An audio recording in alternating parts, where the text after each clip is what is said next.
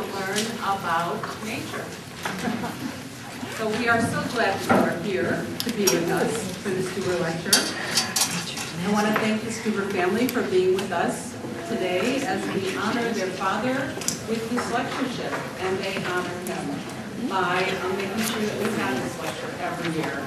So we are so grateful to the Stuber family and to Dr. Stanley Stuber, his legacy. We celebrate and honor today.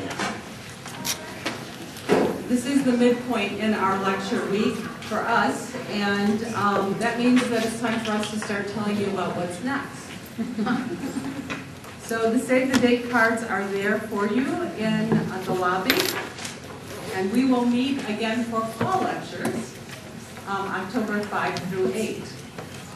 And our topic in the fall is, in Christ there is no able or disabled. Inclusion, accessibility, and belonging. And so we invite you to come and explore those topics with us as a community as we talk about what does it mean to all be welcome in all places in our world. I now want to invite Cheryl Frank, one of our students, to do the formal invitation or introduction of our speaker. It's my honor today to introduce our speaker today, Sister Ilia Delio. She is a Franciscan sister of Washington, D.C. She's the Director of Catholic Studies and a visiting professor at Georgetown University. She has a doctorate in pharmacology from Rutgers University in New Jersey. She has a doctorate in historical theology from Fordham University. She told me that she has written 17 or 18 books. She's lost track. It's a good problem to have, I guess. Including Care for Creation, The Unbearable Wholeness of Being, God, Evolution, and the Power of Love. And another book, From Teilhard to Omega, Co-Creating an Unfinished Universe. Welcome.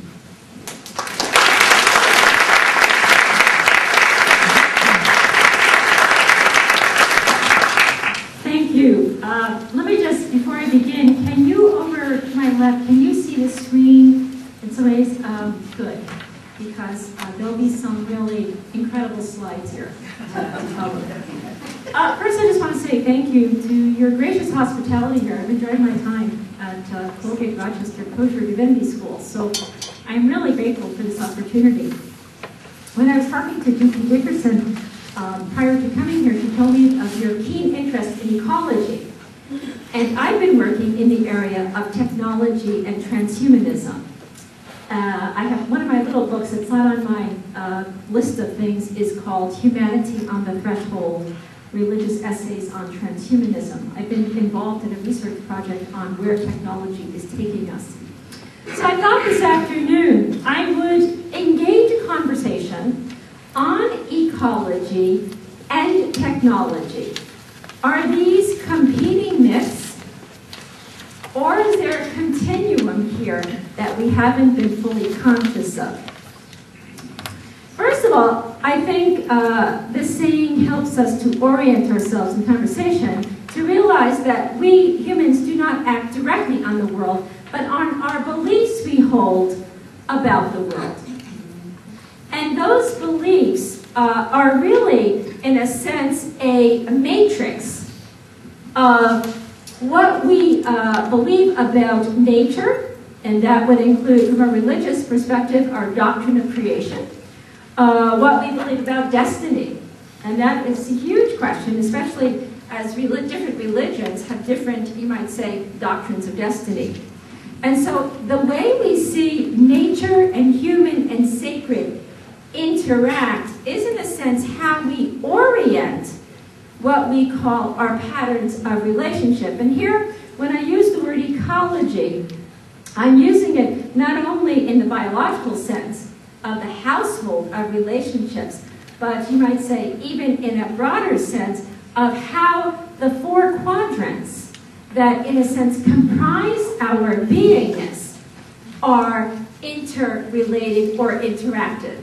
In other words, how we are conscious of the sacred, is the secular, how we understand and what we understand by nature vis-a-vis the human, and I think the ecological consciousness is, in a sense, an integration or holding in tension these four different areas in life.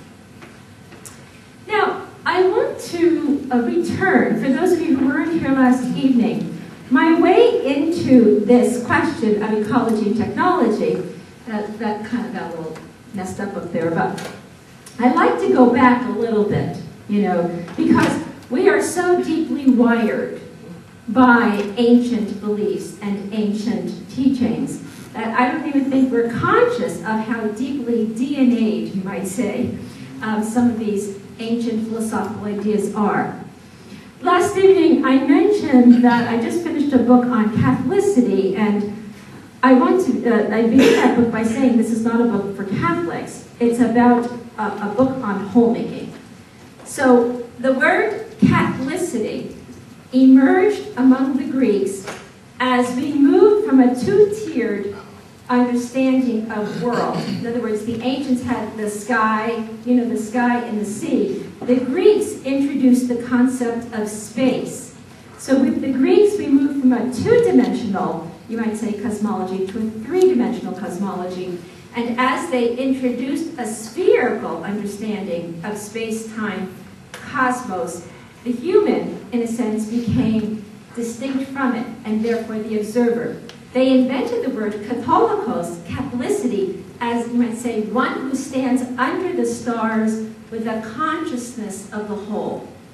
It's as if, when you go out on a starry night with I'm sure you might have clear skies here in Rochester, and you look up. You look up, and you see the stars, and you feel this deep connectivity, and you have a sense of belonging to the whole. Right then and there, you are Catholicos. You have a consciousness of the whole. Now, although the Greeks did have this sense of the whole, we also have the sense of the other.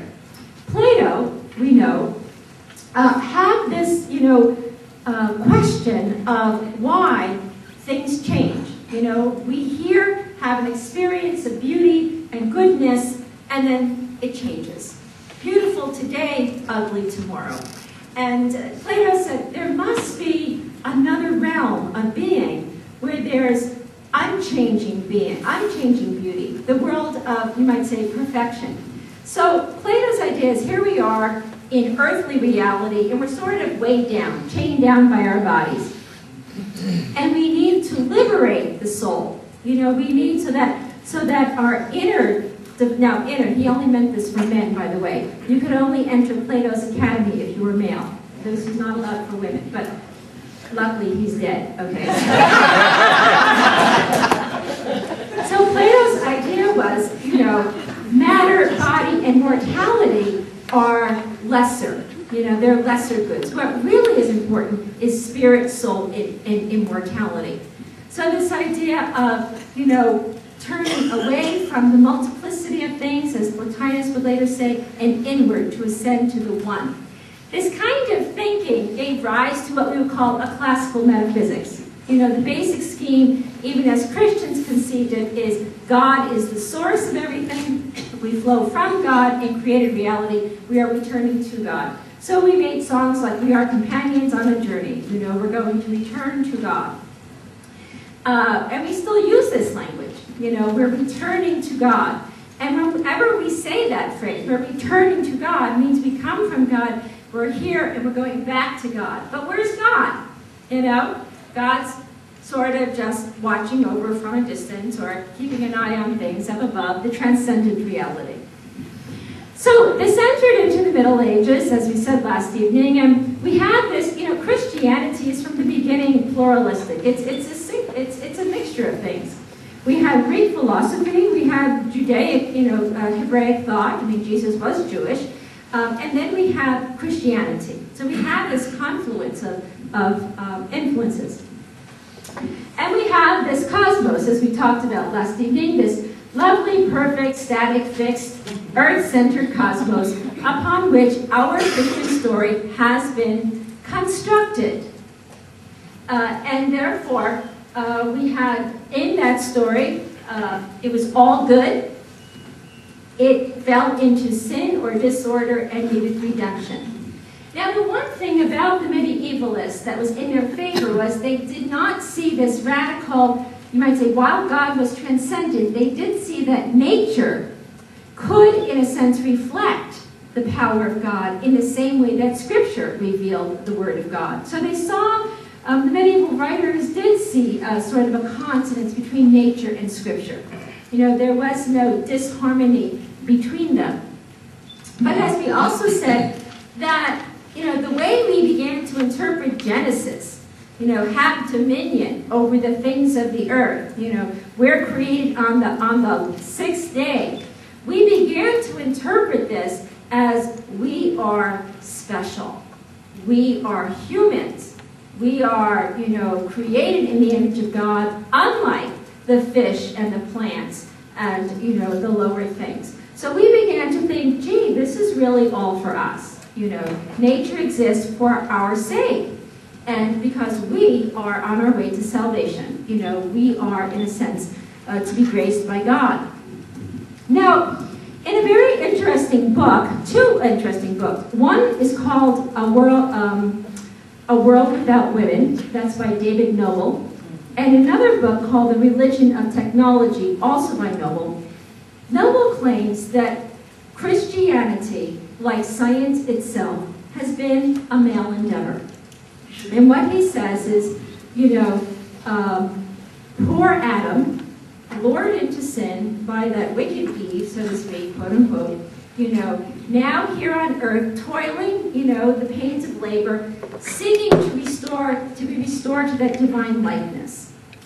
So even in the Sistine Chapel, Michelangelo, we see God reaching out to Adam and Adam stretching forth to God, not quite touching. We don't see even the picture here, but she's somewhere along, you know, the whole entourage.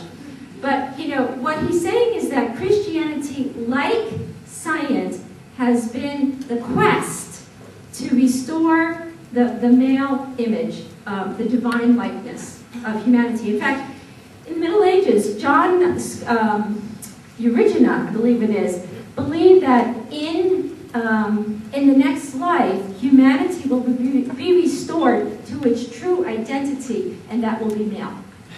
Now, that's actually just a PS. This is not the bulk of my all of this to say, as I said last evening, I don't care, clear across the board, Catholic, Protestant, we have been very self-focused, very sin-oriented. We've had a sin-oriented type of theology. And I think we have had this kind of almost neurotic at times, you know, worried about our actions. Now we should be worried about our actions, don't get me wrong. It's not all just, you know, skip the law. But we've been so focused on personal salvation that the whole notion of the earth, when it's first emerged in the 60s, seemed like, what's this thing about earth, you know? When Rachel Carson started talking about Silent Spring, and we began to hear about pesticides and toxicity, this was something new to us, and all of a sudden we were sort of awakened to the fact, oh, really? I mean, are we doing anything wrong? So we have treated the earth sort of as a stage, and still to this day, we're getting a lot better. There is a shift in consciousness, but for the longest time, you know, it has really been all about the human journey and human salvation. And as we said last evening, you know, our architecture of churches, lovely as they are, do direct our attention upward and away from the earth. As we pray towards the God above, to the God, you know, of power, to the God who's over us, the earth has just become really just not just a formless void, just background. And we were saying last evening, for the sake of recap, that the rise of science really, in a sense, in some ways exacerbated the anthropocentrism of, you know, classical Christianity. We did not accept, even though many scientists were Christian, we did not accept what science was telling us about the earth, that it was moving. We did not accept change into our religious thinking. And so we began to develop what one psychiatrist, Ilia Delio, calls the divided brain, a sort of a cognitive dissonance. We have sort of the religious brain operating on one side, you know, God, salvation, grace, and then we had sort of our secular brain on the other side. And we've had really a type of integration where these two brains might meet in the center. McGilchrist argues that a lot of, let me see if I have something here. Well, we talked about Descartes, and I think Descartes contributes to a divided brain. In other words, as science begins to rise in the late 14th century, and we do not incorporate science, you know, with religious thinking, we, in a sense, divorce religious thinking and lock it into scholasticism. Now, scholastic thought was very abstract, speculative thought. You know, the scholastic theologian, you know, did not go and look at trees and blades of grass. The scholastic theologian sat at the university and pondered, how many angels can I fit on the head of a needle? You know, is this possible? Yes or no? And then would go through a series of logical pros and cons and come out with a conclusion. So we have that kind of left brain thinking going on, you know, after the Middle Ages. And in the meantime, science is, you know, empirically studying the heavens and the earth. But basically, the earth, the world, is stripped of sacred meaning, of divinity. And we have the world of matter, as we said last evening, Newton's world. The world of law, the world of order. The world's a big machine, and God just sort of oversees this machine. But in terms of salvation, in terms of my personal relationship with God, that's an interior thing. This has nothing, my relationship with God has nothing to do with the earth or the world around me. So, why do we say this? Because we built this world. I mean, you know, when we talk about the world that we inhabit, this world that we inhabit with its conflicts and its wars and the injustices, this did not drop down from someplace. You know, we have, and we need to own that we have constructed this world. And so my question is, what is it that has driven us to create a world that is so divisive, that is so compartmentalized? How is it that we have landed ourselves in a world that is ecologically unsound and has a questionable future in terms of sustainability? Well, part of the thing is Newton's world helped us construct a world of autonomous units. So Newton's world is a world where relationship is not primary. Relationship is secondary to the autonomous being or the autonomous unit. I exist, and my existence is in relationship with you. That's very different from saying that it's a world of relationships that gives rise to my being. So Newton's world with, you know, you build your ship, I build my ship. We'll see who has the bigger ship. And if you can't afford building a ship, well, then you're off somewhere here, okay? You're not in this story. So this kind of world machine has been the world that we have constructed because Newton's world of mechanism worked very nicely. It's very controllable, very logical.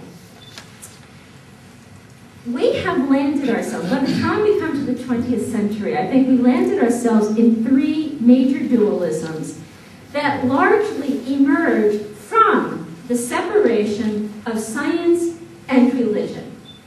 The first dualism is, when I say Adam versus Eve, that could be everything from male versus female to, you know, divinity versus earth.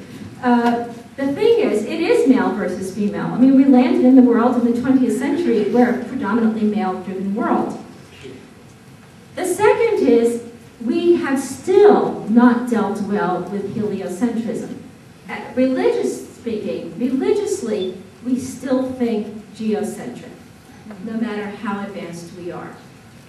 I look at the way theology is constructed today, and it's no fault of our own. It's simply that we don't do theology in light of science. We do theology as an independent discipline. And therefore, even our philosophical underpinnings tend to be more of a static, fixed world than a world that is in change and transition.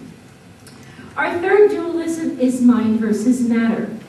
Even though science is telling us today that mind is in matter, we still, in a sense, treat mindfulness over matter. So, those kind of dualisms, I think, have landed us in a divided world. We've learned to live quite comfortably with a divided brain. In other words, I go to church on Sunday, where service is on Sunday, and Monday through Saturday I'm involved in, in other things. So my left brain is Monday through Saturday, my right brain could be on Sunday. It doesn't work anymore. What we're saying is that a divided brain has given rise to a divided world. And one of the things that I have pondered is, we know deep within us, we feel that deep divisiveness.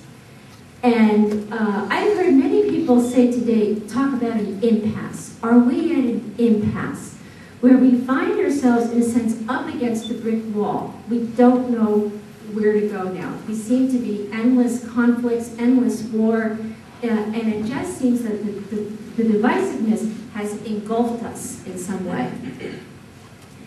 I say this because in the mid-20th century, the 20th century, which was the height of modernity, right? The height of the Enlightenment, so to speak, where we, with our logic, our reasoning power, we were able to construct a modern world. And where did it land us? Well, we had several major world wars, several major holocausts. We had the development of nuclear weapons, and we began to wonder, where are we? And of course, the death of God movement, as many people said, well, where is God in all this destruction? Now, very interestingly, Alan Turing, who was a British cryptologist, a mathematical genius, really. If you've seen the movie The Imitation Game, has come back, And if you look at the rise of the computer, the computer really, as an analytical machine, began in the 19th century. And I might just PS there, Ida Lovelace was one of the developers of the early computer.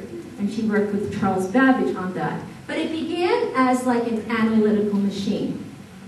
In other words, this machine could compute numbers at a faster rate than, you might say, just human calculations. Alan Turing, in 1951, does an experiment where he puts this computer in a room, and he puts a human person in a separate room, and he asks the same question to the computer and to the human person. And he said, if I can't tell the difference in the response, I can assume that the computer is like a thinking person. And that's sort of the beginning of what we call artificial intelligence, or the thinking machine. So we're talking here, 1951, the term artificial intelligence was coined in 1956. Now, it's important to keep in mind the time frame here, okay? Because we're not talking that long ago. Maybe, 60 some years, or 60 years or so. The computer has risen in a meteorite fashion.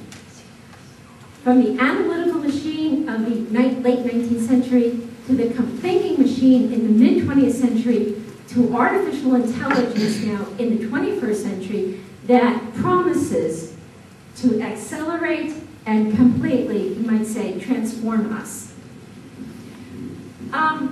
Gordon Moore, the founder of Intel, predicted in the 1960s, he said that the number of transistors on a dense integrated circuit would double about every 2 years. And this is known as Moore's Law. in other words, computing power is not progressing arithmetically, it is progressing exponentially. So if you have a 3G phone, you are really yesterday. Right? No offense, anyone. But in computer terms, you know, I mean, look at the television commercial, right? Apple Watch is coming out in April. We have 4G, we have iPhone 6, you know, next year the iPhone 7. It's faster, it's more efficient, it's speed, it's power. And we know that we have more computing power today in our smartphones than we had on the first NASA Apollo spacecraft in 1969. Like, we are basically holding the same amount of computer power in my little palm that took off, you know, in that huge rocket ship. And we know that those of you in computer science, that even the way of computation, computer computation, is moving now from digital to qubits. In other words, it's becoming quantumized. So instead of information being, for example, 0 and 1, or this, that would be 0 and 1. We, in a record amount of time, and we're talking maybe 5-10 years, we will have so much information at the touch of a button. So, all I'm saying is we went from the 13th century to the 20th century like turtles. You know, we're wondering, you know, will I be saved? You know, does God love me? In the meantime, the earth is neglected, but we are now developing computing power that launches us like a rocket into something very new. Do you have a question? I'm just making sure your screen is green. Oh, is it good? Yes. Okay, good. Okay. Is it like, could be me? Oh, No, okay. it wasn't. So if it's leaning, just let me know. Yeah, okay, good. Now, in the early 60s, as space travel began to develop, we had to, in a sense, create or invent ways to maintain physiological life in atmospheres outside Earth. And so the term cyborg emerged as the combination of a cybernetic organism. In other words, the cyborg is a mixture of biology and machine that enables the sustainment of physiological life. So a cyborg is a human who has certain physiological processes aided or controlled by mechanical or electrical devices. For example, if you wear eyeglasses, hearing aids, pacemakers, you have implants of any sort. Is there anyone here who has them? Anyone with eyeglasses, implants? Okay, so I am looking predominantly at a group of cyborgs. So I just want you to know that you are cyborgs because you are all being physiologically sustained by either an electronic device or an artificial device. We remember this bionic man. You know, he was a pretty cool guy. Here he is. But now, yes, that's Arnold, right? The Terminator. Or whatever is up there. So we're in a process of cyborgization. That's the term that's used, cyborgization. And what we're seeing here is that we have gone from, in a relatively short amount of time, we're talking again, maybe 50 years, we have gone from using machines to help us along to a type of bio-integrated technology to a new type of fusion or hybridization as we look towards the future. Now, let me just continue on here. Now, probably the most well-known cyborg for us is our extended selves in social media, in our phones, right? I teach undergraduates, and they told me they sleep with their phones. I mean, it's a part of them. It's, you know, the first thing they do when they wake up consciously in the morning is look at their phone or check their phone. Because the phone is no longer, I know when I was growing up in New Jersey, we had a phone on the wall that was used to, use communication between relatives and people. Now, the phone likes, your dislikes, your friends, your social groups, your calendar, your music, your thoughts. You can have your whole life there. It is much more than a phone. It is, in a sense, a self-extender. I don't know if you've seen the movie Her. I assigned it as a movie to my class. Then I watched it. And I said, oh my God. This is a Catholic studies course. This is not a little ridiculous. But they were able to see more deeply into this movie. And the message of the movie is alarming. That one would fall in love with his operating system and develop a relationship with that system. So, why do I bring this up? Well, we began talking about ecology, and now we're talking about technology. The fact is, I think, we do not spend most of our waking hours and our conscious time with the lilies of the field and the birds of the air.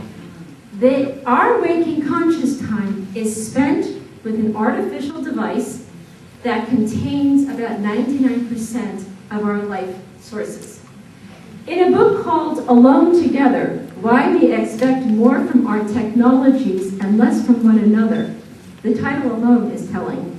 Sherry Turkle says that technology makes it easy to communicate when we wish and to disengage at will.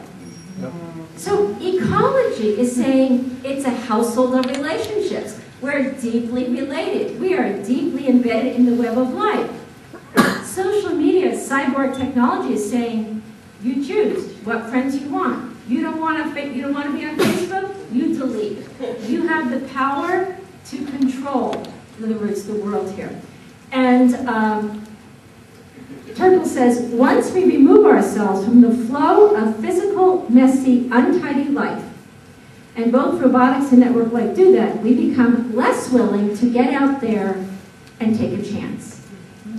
So what scientists and scholars are fighting today is technology. While we talk about being a network, a cyber world, studies are also showing there's increased loneliness, increased isolation.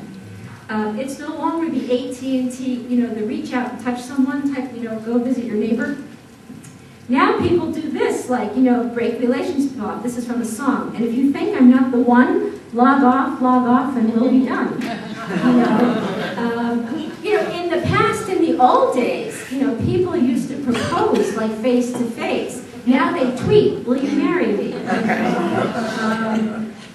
It's tweet, Twitter, Instagram, Snapchat, you name it.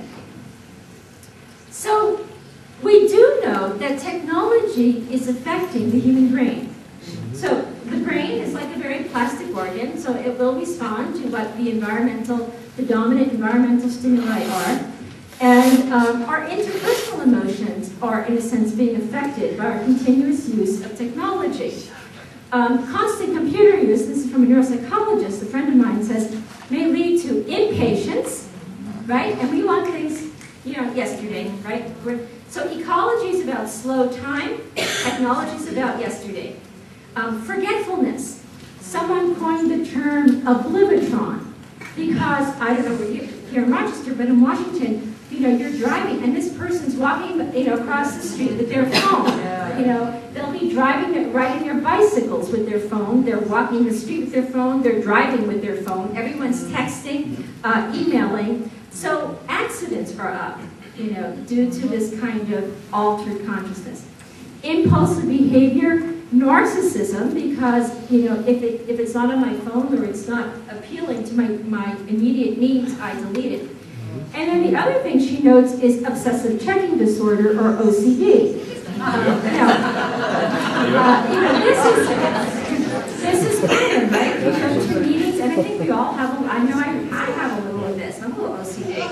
You go to a meeting, your body's there, but your mind is elsewhere. Because you don't want to be at that meeting, the meeting's boring, so you're there checking your emails, you're checking your calendar. So we have a new dualism. We're talking all about ecology and deep relatedness. And in the meantime, cell or new dualisms. So we have come to the place today where we are responding to machines not as tools to use, but as role models to emulate. And again, as we keep developing them and buying them, because it is a huge market that drives the stock market. The isolation and loneliness of modern life is being increased, and there's an intrinsic dichotomy there, discrepancy. The term that's used, that Margaret Wertheim coined, is cyberplatonism. She says, we are in the process of making one another disappear by living more of our lives apart from other humans in the company of machines. Now, I used to work with someone who was a small school, and he was the president, and his office was down the hallway, but he was an introvert. And if he could avoid, person-to-person contact, he would email everything. So we don't come to one another face to face, to knock on the door, to ask how you're doing. We email, we text, because it's safer, it's quicker. We don't have to deal. If you're not in a good mood, I don't have to deal with that. All you can just say is, later or something. Now, while, I think we can relate to this. I think what is happening with technology, there's several things. There's different layers here for discussion. One of them is that the cyborg does represent a new merge of biology and machine that has the potential to lead us into a new future. Transhumanism is the term that has been coined to describe technologies that can improve mental and physical aspects of the human condition, such as suffering, disease, aging, and death. What transhumanists believe is that we can, in a sense, wrest our biological destiny from evolution's process of random variation, and we can overcome our biological limits. Now, there was a fantastic conference last year in New York City called Global Futures 2045. And what transhumanists say is that in another 30 years, we will be so wedded with our machines, we will have exited human Homo sapiens into a new level of techno-sapiens. But there's pros and cons here. I was talking today with the doctors here, the Stuber family, and telling, we know that pharmacological drugs can be very helpful for psychiatric illness. They can be helpful, if you have a virus of some sort. Genetic engineering can have its strengths, nanotechnology, artificial intelligence. Where transhumanists might add on are things like overcoming the death barrier. What transhumanists are saying is, you're worried about dying? Don't worry about it anymore. Pretty soon, we'll be able to download your chip on your brain into a new medium, upload it on a computer, and we'll take that information and repackage it in a new medium. And you think to yourself, that is really outrageous. Now, I want to tell you that, I would have thought holding a computer in my palm would have been outrageous too, in 1968. But here we are in 2015, and I've got the computer in my hand. So these things are not only possible, they're in the works. Why do I say this? It's because technology, since the mid-20th century on, has been a lot more than just making devices that help us. A lot of what underlies, I think what drives technology, first of all, it emerges mostly out of Western Christianity, and therefore, a lot of technology is driven by the Judeo-Christian principles. The main principles being salvation, immortality, and eternal life. Salvation and eternal life. And what they're saying is religion has failed. Technology will fulfill what religion promises. And I think in some ways we are saying that the sacred has not gone away, but has resurfaced in the cyber world. There are probably more people who log on, to their devices on any given day and find their deep desires or deep life meaning in that cyber world than in lived reality. Now, Ray Kurzweil is one of the great futurists here. He's now director of research at Google, And he's the one who posits that in 30 more years, we will have, in a sense, this kind of brain downloading. Hans Moravec, a computer specialist, says the same thing. Intelligent machines will provide us with personal immortality by mind transplant. Now, if you're an AI movie person, you know, a lot of science fiction movies are dealing today with these questions. The idea of uploading, the movie Transcendence, for example, you know, the eventual replacement of brain cells by electronic circuits and identical input-output functions. So the question of personhood is, you might say, a question here at stake. Ajay Jacqueline says the development toward techno-sapiens might be regarded as a step toward the kingdom of God. What can we say? The lame walk, the blind see, the deaf hear, and the dead are at least virtually alive. These things are consonant with the gospel message. Some computer scientists speak about cyber heaven, that in a cyber world you can enjoy something like a godlike instant access. You know, I can go on, especially in gaming, you know, you can log on to some of these games. You can find your avatar. You're having a miserable life in your earthly life. You go into Second Life, get your avatar, become whatever your heart's desire, you know, and you can, in a sense, be resurrected into new life. You can become a palm tree. You can become an elephant. You can become whatever it is. Someone will fall in love with you or have compassion on you.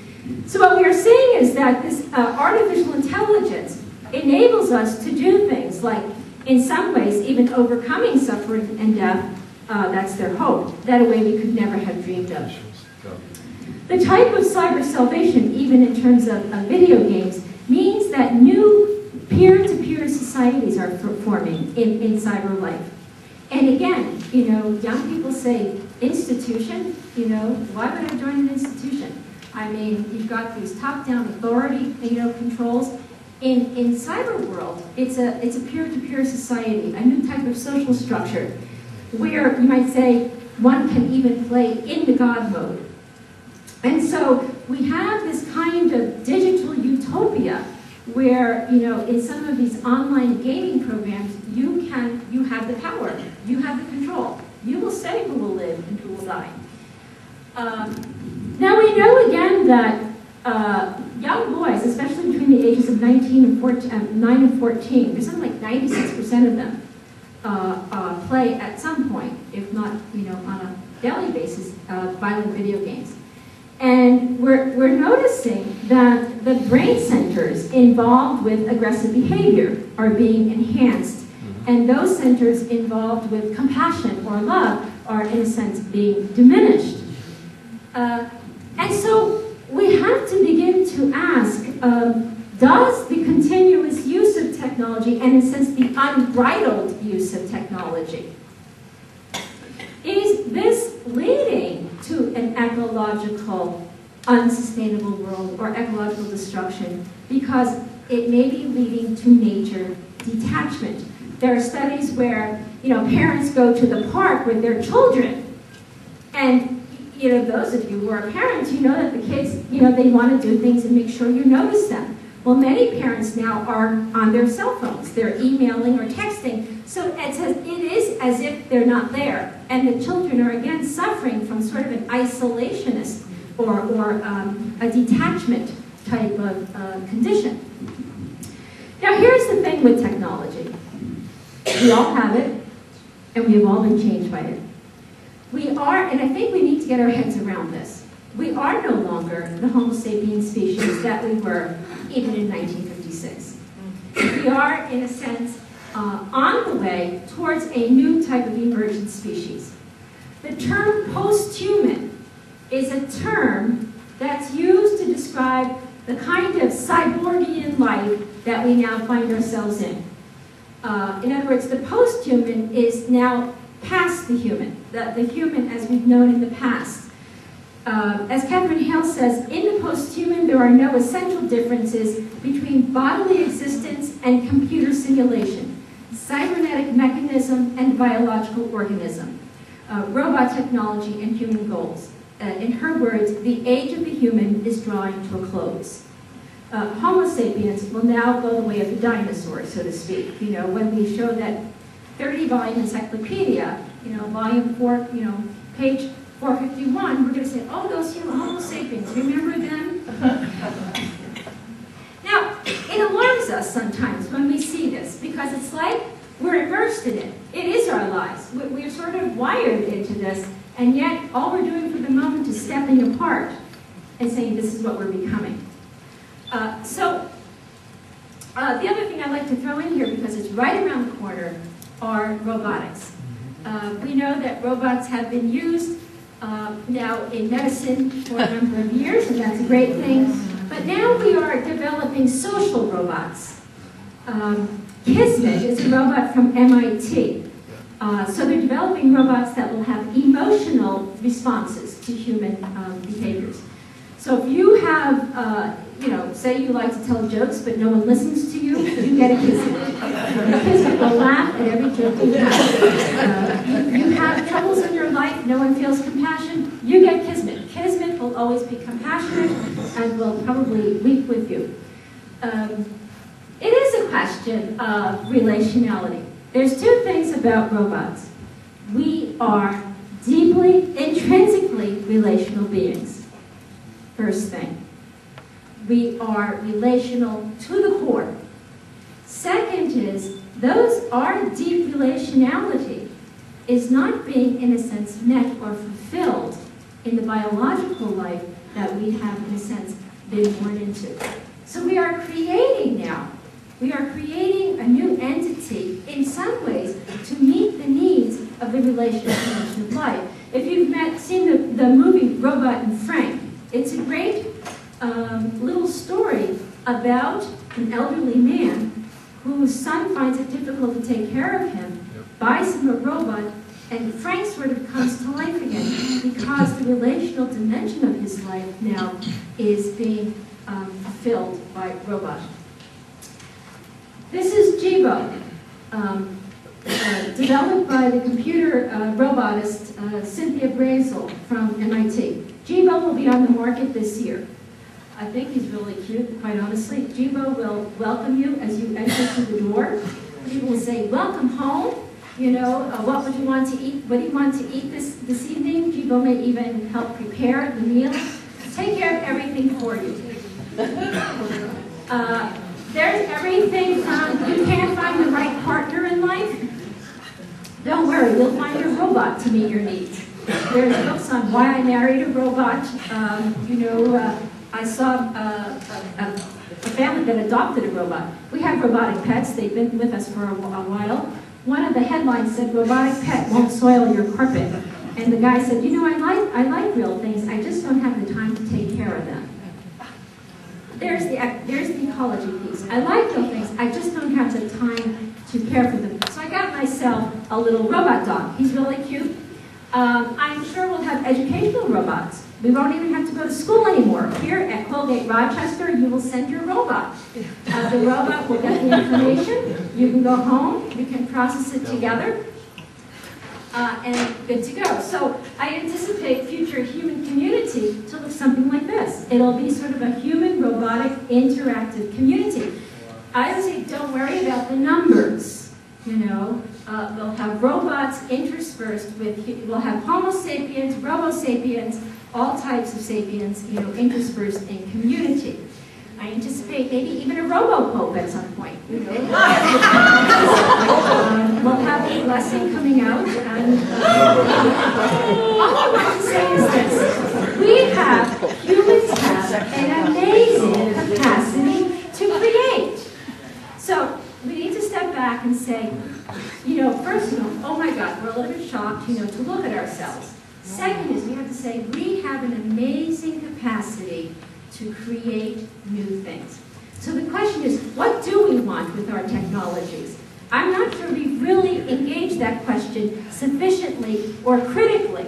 And here's what I want to say, that nature, when we're talking about nature this morning, nature, we're saying, is alive, it's vital, it's creative, it's transcendent. And now we're saying that it's being co-created between human and non-human, machines and other partners. That it's not a question of nature. And so It's not about ecology versus technology. It is, are we creating technologies for an ecologically sustainable world? Are we using these in a way that will deepen life ahead? Now, of course, I come back to my guiding light, Teilhard de Chardin. Again, here he is in 1950, right when the computer, the thinking machine, is just coming out to the public. Teilhard's, he's like, wow, this is incredible. He said, this is the next stage of evolution. He said, the success of our evolution will no longer be by survival of the fittest. He said, our expanding phase has maxed out. Now, he says, we are at a stage of evolution where we must converge and unify. And he sees this right at the dawn of the computer age. Now, the thing about Teilhard is he sees, first of all, that computer technology is ushering in a new level of mindful life. The term he coined is noogenesis, the level of the mind. So he's saying the whole of evolution is the rise of consciousness from cosmos to bios. And now with the computer, we have a new level of consciousness. So he sees the question of technology not something outside us. In a sense, the term that I'm using here is deep technology. He sees technology now as the next step of biological cosmic evolutionary life, all of which he sees as Christogenesis. So, in Teilhard's view, technology, or the level of the noosphere, the level of this global mind, is not something that leaves behind biological life. You know, it's not just a post-biological world or post-human. What he's saying is that the noosphere is linked with the biosphere, that, in a sense, ecology and technology are a continuum. But technology has come so fast and so rapidly into our midst that we have been lured, almost like a gravitational pull toward it, without, in a sense, reflecting on its use for the ecological whole. And what Teilhard is saying, that this technology can help unify it if we use it in that direction. In Teilhard's view, it's not a matter of God. He says nature is transcendent. In other words, God has set up this nature system where the creatures who transcend humans in the chain of evolution are creatures we are designing ourselves. In other words, we are creating things that will make for our own self-transcendence. That's amazing. We are transcending ourselves through our own creativities. Another way to say this is we are in the impasses, that scene that we are in. We are finding deep within us the creativeness to move beyond them with technology. It's an amazing ability and the resiliency of nature itself, the deep creative capacity of nature. So nature is always pressing on for more novelty. And that's where God is. God is in the new. When we participate in the strive for new possibilities, we are participating in God. God, as we said last evening, is that dynamism of love, that ever newness in love. So it's not like technology opposes God. God is wherever there is life. And the question is, does this technology help deepen life for us or not? So Teilhard said is that we need to consider a new type of interthinking humanity, sort of a new type of organism whose destiny will be to realize new possibilities for evolving life on this planet. So we have the interthinking, but are we using technology to think together? In other words, not just to connect for information, but to reflect together. The term that Teilhard used is co-reflection, that technology can lead us to the next level of being co-reflective together. So again, he puts this, and I bring it back to us, that technology is really about co-reflecting on where we are in this Christogenic process of evolution. But we have not thought of technology in this way, quite honestly. The term that Teilhard uses is not transhumanism, not to become something other than human. The term he used is ultrahumanism. Does technology lead to a type of deepening of the human? Does it lead to a harnessing of spiritual energies? Can we become more unified in heart and mind as a human community, as an ecological community? Does technology, and can it deepen love for what he called planetization? In other words, can we use technology to develop a more unified world, a more unified globe of humans, which he calls the next phase then the ultra-human. So in Teilhard's view, technology extends the outreach of human activity, but here's the thing, it depends how we use it, how we will control our psychic, spiritual energies, needs, and powers. And I think up till now, we've had sort of an unbridled use of technology. It's immediate, it's at our disposal, but unless we put that technology within a wider framework of evolution toward Omega, I think we could find ourselves in a very strange world in the not too distant future. So I want to say that deep technology requires a balance with contemplative life. I think we cannot go forward into a new transhuman or techno-sapiens without a sense of inner being, of a sense of, a guided use of technology. We are overloaded with information, and I think sometimes we need to let go, find solitude spaces. We need to unplug. I think we need a new type of cyber fast or a cyber Sabbath. One day of the week to unplug and go sit in a park or with a tree or talk to your local flower or plant. We need to harness the spiritual energies within us and not deplete those energies as we are bombarded by a myriad of things. So I think as technology is leading us forward rapidly into a very new future, I do think if we hold out that evolution has meaning and purpose, that the Christ is the whole and we're part of this whole making, then I do think we need to take a step forward to focus the mind for life.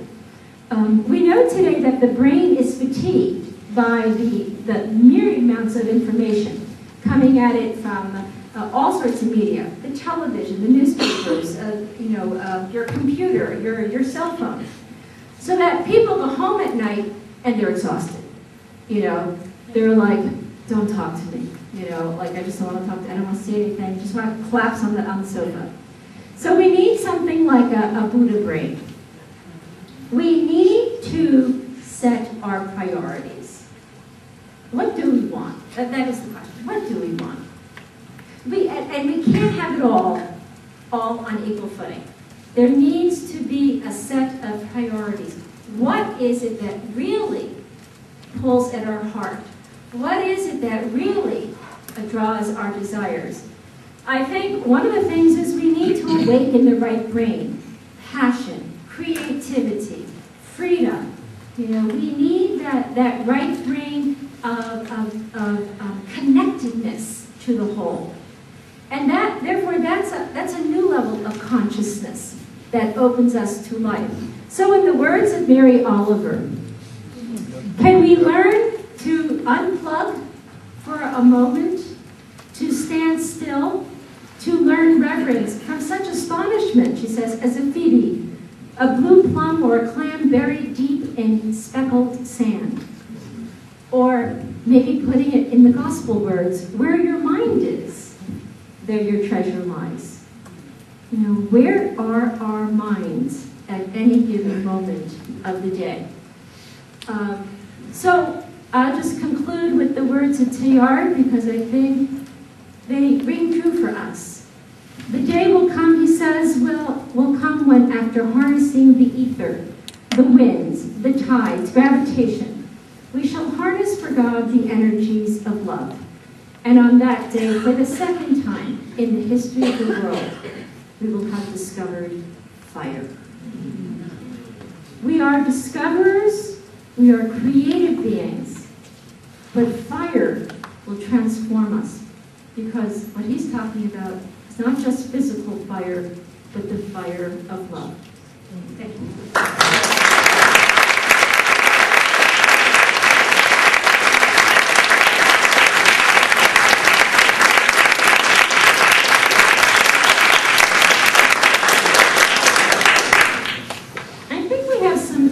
For discussion or questions? Yes. I'm interested in your thoughts on education, specifically public school education.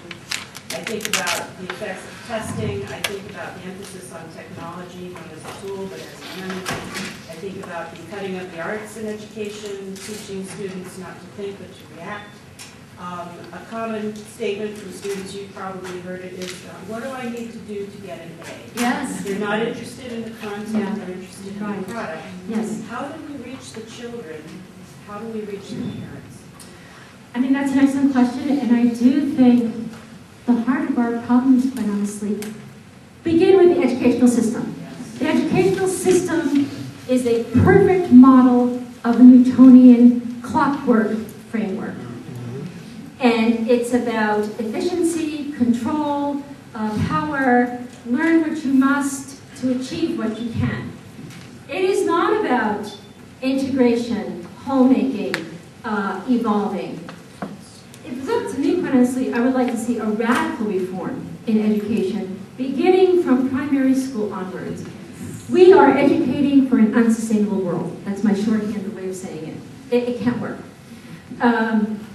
And I think, we're so enamored with our technologies now that, we're increasingly doing away with books and rely only on your iPad, the technology piece. Technology in itself is not the problem. We invent it. So the problem is, what do we want with it? How are we using it for? I would like to see in education a much more integrative approach, and I would enfold in the educational daily curriculum meditation time, nature walk time, people time, where you can socially interact. That's as important. So Teilhard, he wrote quite a bit actually on thought, because he said thinking is essential to evolving.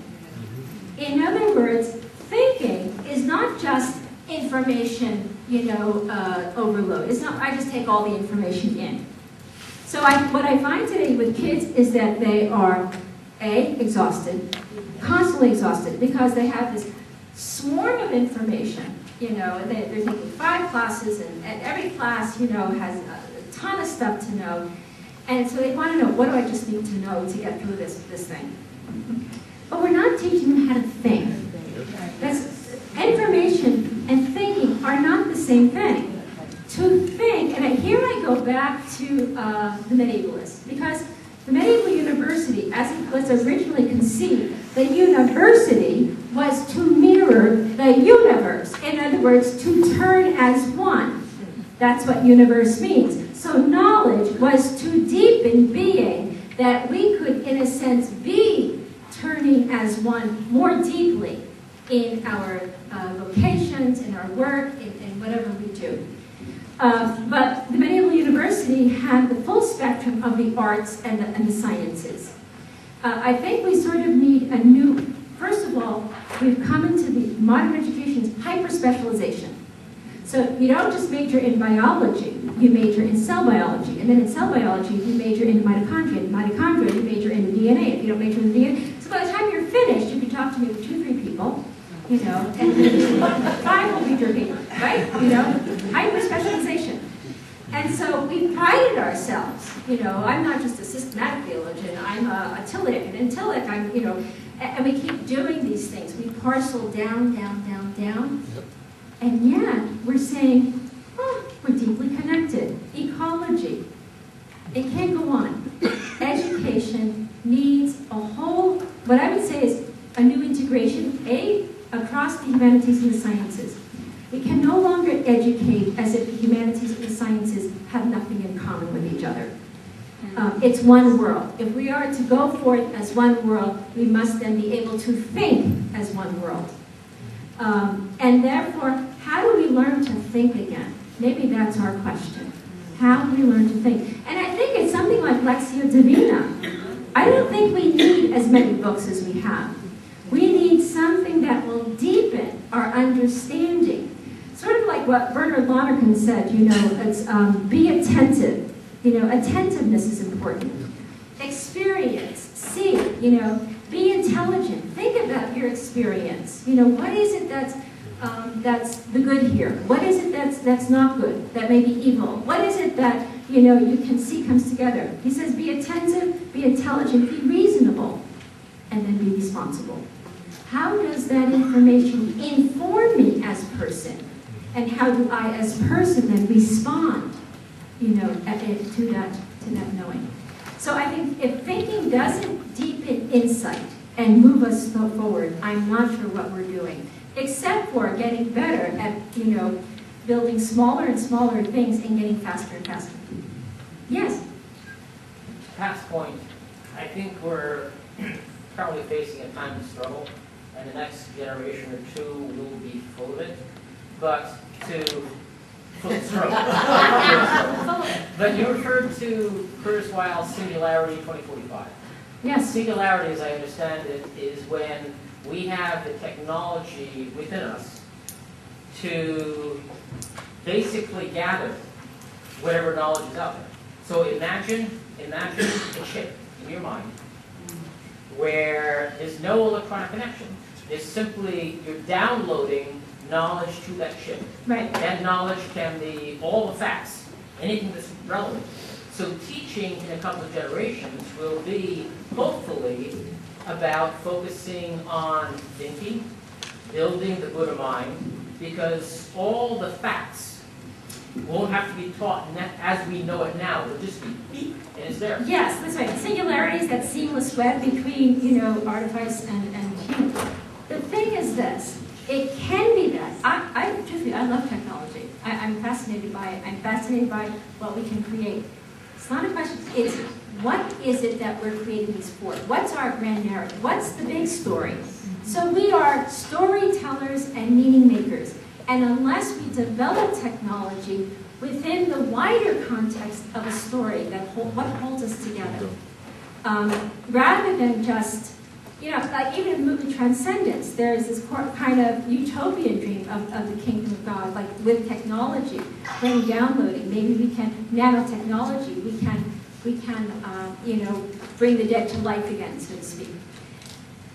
There's a lot of religious themes in technology. I think I want to point that out again. It's driven, in a sense, by religious themes of salvation, immortality.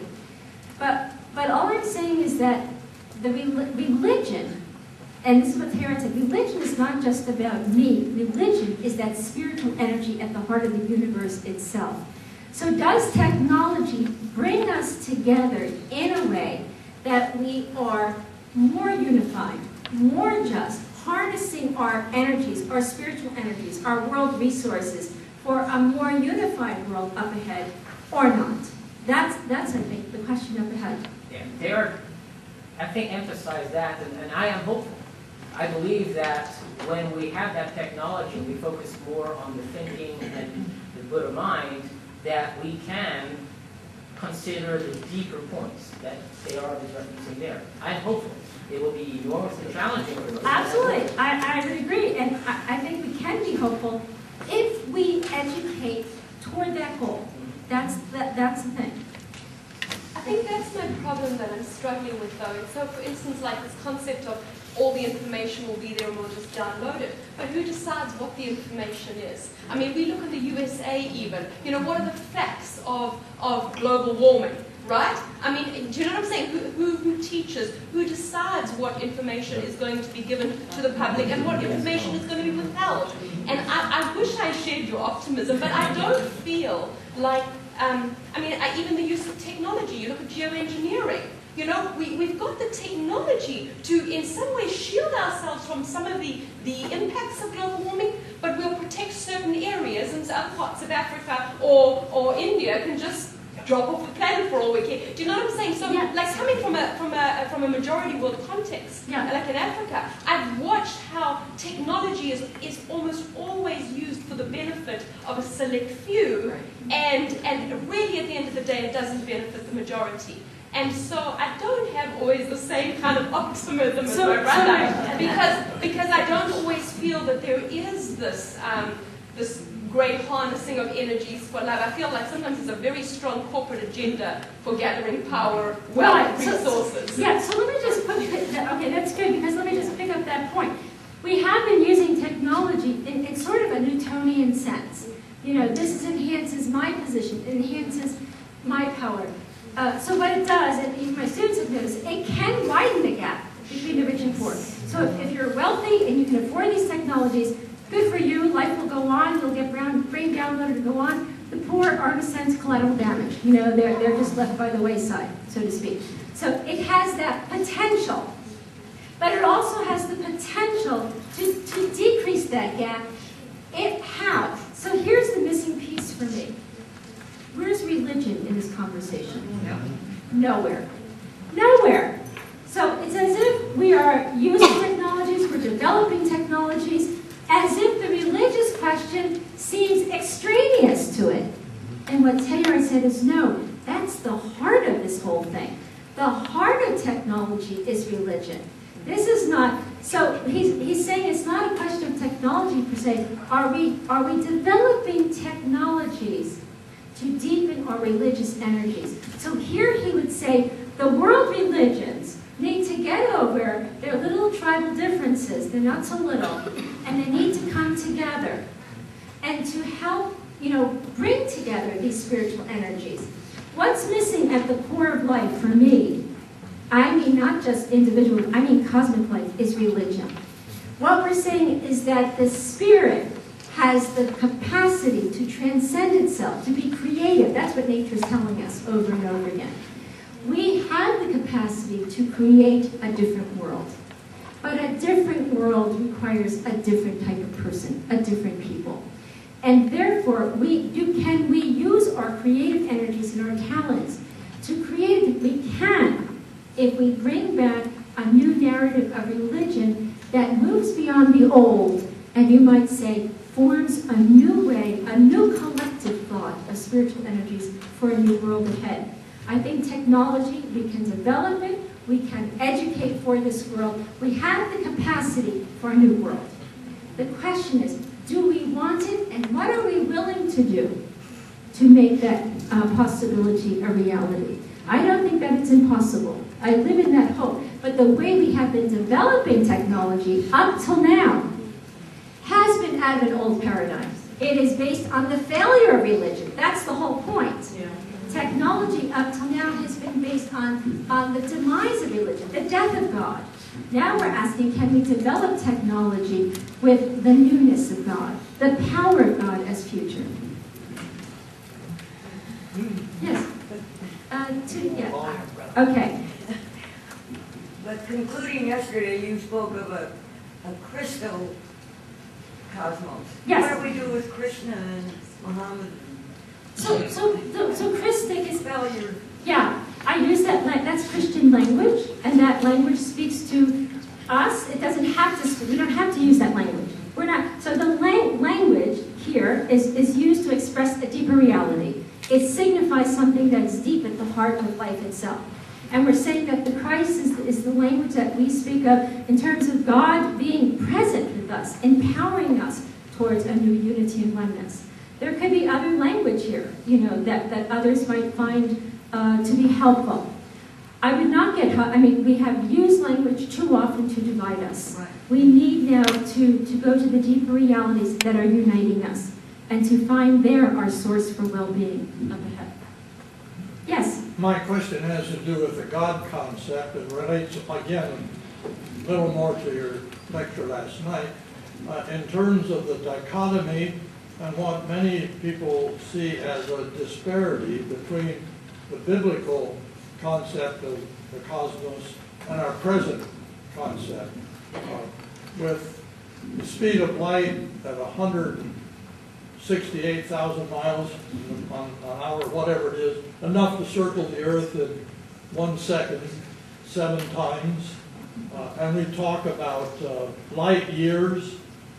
Our concept of the universe is so much larger than was possible in biblical time. So, and as is the geological age that we speak in billions of years. So both in terms of time and distance, it does things to our God concept. And then my question is not only how you resolve that dichotomy, but perhaps more importantly, what is your thought as to how pastors and ministers deal with their congregations whose biblical concept is quite limited, but our present knowledge and our young people with a scientific mindset are going to see it quite differently. So how do we resolve that dichotomy? Yeah, so one thing, from last night I was saying, following Raymond Ponikar, that theology, our God language, really is based on cosmology, whether explicit or implicit. That there's no understanding of God or even articulation about God without some type of cosmology that shapes that language of God. So our old cosmology has largely given rise to our ways of thinking about God, of imagining God. So we think the God above, the earth below. That's when we use that language, the God above and the earth below. We're in the Ptolemaic universe. That's the wedding cake universe, the 3-tiered universe. All we're saying here is if theology and cosmology are deeply intertwined, in other words, there's no cosmos without God and no God without cosmos, then as our cosmology changes, so too must our understanding of God change. Same God of Revelation, but now revealed. Isn't that the beauty of Revelation? The whole thing is, we don't control, we think we have a grip on God. This is who God is. Meister Eckhart's famous saying, I pray God to rid me of God. In other words, every time we think we know God, God is so much more than we can ever imagine or grasp. And I think God just gives us a little insights here and to form relationships. But God is always the more. And I think what science opens up for us today is the power of God, the newness of God. I think God absolutely delights in our Big Bang cosmos. This is, a world of energy and creativity and transcendence. And it speaks to me of a God who's creative and transcendent and loves to do new things. I think that's what the whole gospel message is about. We're proclaiming the risen Christ. Did you hear about this Jesus of Nazareth? Did you hear what happened? The disciples are saying. They're like, oh yeah, it said the women went to the tomb and the stone was rolled away. Oh my God, that's so incredible. And so this is a religion of the incredible. And what we're saying is technology is sort of the incredible too, isn't it? So I think God is saying, great, use your talents, use your creativity. But this is about life. This is about life that leads to a deepening of love and being. Pastor today, priest today, whoever preaching today, I would just urge people not to preach the Gospels without including some aspects of the new science and the new cosmology. We need to begin to bring these worlds together because this is the doctrine of creation. Otherwise, we have a very thwarted and lopsided doctrine of creation, as if God just made, the scriptures or just, created this and left aside everything else. One world, one God, and we need to now begin to speak of this incredible God in light of this incredible world, the physical cosmos that we find ourselves embedded in and we are actively engaged in. And this is a God who's pulling us on to do new things. Teilhard speaks of God, not of the God of the above. He said, that God is no more. He said, now it's the God of the future.